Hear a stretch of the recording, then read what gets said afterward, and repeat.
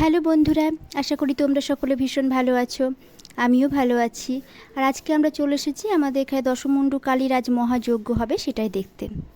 আমরা একটু আগেই চলে এসেছি, এখনও যজ্ঞ শুরু হয়নি, যজ্ঞের সব প্রস্তুতি চলছে। আমার এখানে বিয়ে হয়ে আসা 6 বছর মতন হয়ে গেল, কিন্তু এর মধ্যে কোনোবারই দশমুণ্ডু কালীর মহাযজ্ঞ দেখার সৌভাগ্য আমার হয়নি। এবার ভীষণভাবে ইচ্ছা ছিল যে যজ্ঞটা দেখার, আর সেই জন্য বিকেল বিকেল চলে এসেছি দেখার জন্য। বাড়ি থেকে যখন বেড়াচ্ছিলাম তখন ভাবছিলাম যে হয়তো অনেক লোক জমায়েত হয়ে গেছে এবং যজ্ঞ শুরু হয়ে গেছে, কিন্তু এসে দেখি যে না, এখনও যজ্ঞ শুরু হয়নি, যজ্ঞের সব আয়োজন চলছে। আমাদের আসা কিছুক্ষণ হয়ে গেল, এখনও পর্যন্ত যজ্ঞ শুরু হয়নি, সব আয়োজন সব করছে। আমরা এখানে একটু বসলাম, আর মেয়ে তো এসে দুষ্টুমি শুরু করে দিয়েছে। আরে দেখো, আমার মেয়ের সামনে বসে আছে আর ওর পাশে একটা ছোট্ট ভাই পেয়ে গেছে। ওর ভীষণই আনন্দ লাগছে ভাইটাকে পেয়ে।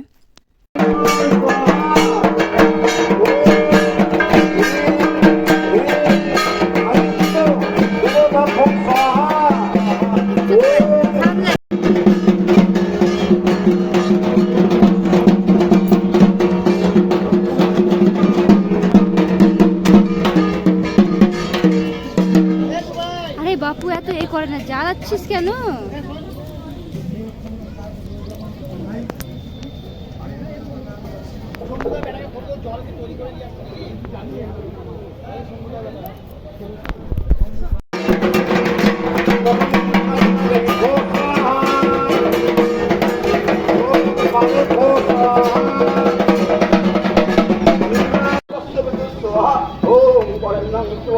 ओम भर्गोत्सवा ओम देवस्वस्वा ओम भीमस्वा ओम भीमस्वा ओम कुचोदस्वा ओम भूवस्वा तस्य विष्णुवर्णं भर्गदेवस्वा। আরে দেখো, ওইদিকে এখনো যজ্ঞ হচ্ছে আর আমরা উঠে এলাম একটু মেলাটা ঘুরবো বলে। এর আগেও মেলাতে অনেক দিন এসেছি, কিন্তু তখন রাত্রিবেলা এসেছিলাম। আজকে দিনের বেলা একটু ঘুরি, ভালোই লাগছে মেলাটা দেখতে। আর আগামীকাল মেলা উঠেও যাবে।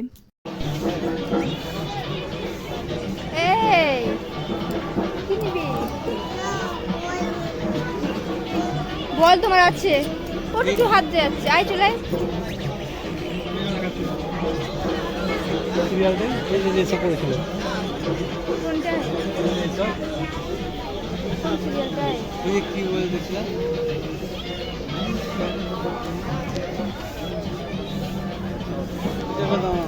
রাত্রিবেলাতে এইসব দোলনাগুলোতে কত আলো জ্বলে, দেখতে কত সুন্দর লাগে। আর এই দিনের বেলাতে দেখতে একেবারে কেমনই যেন লাগছে, সৌন্দর্যই হারিয়ে গেছে তাই মনে হচ্ছে।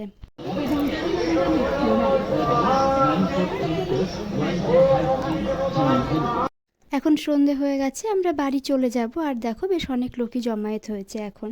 মেয়ে আইসক্রিম খেতে খেতে ওর জিভের কালারও চেঞ্জ হয়ে গেছে, আর সেটা আমাকে দেখাচ্ছে জিভ বের করে। বাড়ি যাওয়ার পথে এখানে একটু দাঁড়ালাম বকুল ফুলগুলো দেখে, কারণ বকুল ফুল ভীষণ ভালো লাগে আমার। আর আমার দেখা দেখি মেয়েও বকুল ফুল কুড়োতে শুরু করে দিয়েছে, ওরও খুব মজা লাগছে, ও ভাবছে এগুলো আবার কি ফুল। আর কই